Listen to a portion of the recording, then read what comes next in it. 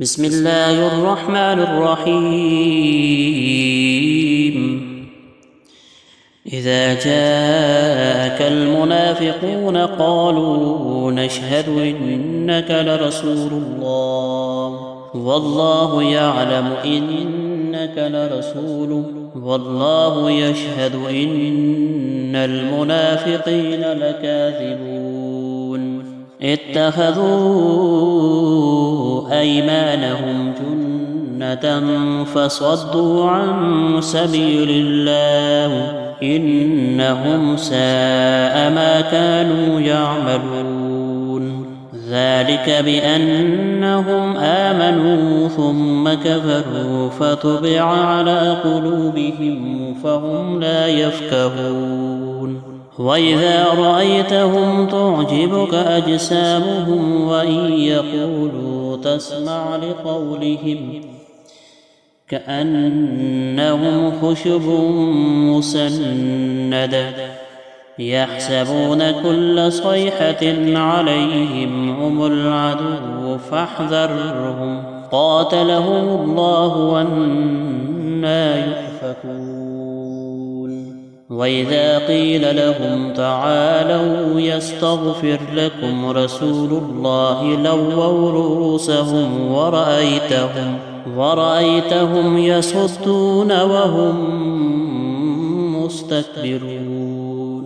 سواء عليهم أستغفرت لهم أم لم تستغفر لهم لن يغفر الله لهم إن الله لا يهدي القوم الفاسقين.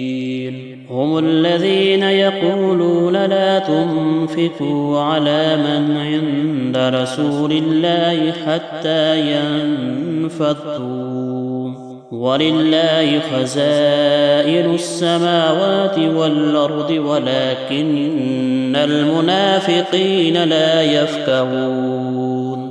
يقولون لئن رجعنا إلى المدينة ليخرجن الأعز منها الأذل ولله العزة ولرسوله وللمؤمنين ولكن المنافقين لا يعلمون. يا أيها الذين آمنوا لا تلهكم أموالكم ولا أولادكم عن ذكر الله ومن يفعل ذلك فأولئك هم الخاسرون. وأنفقوا مما رزقناكم من قبل أن يأتي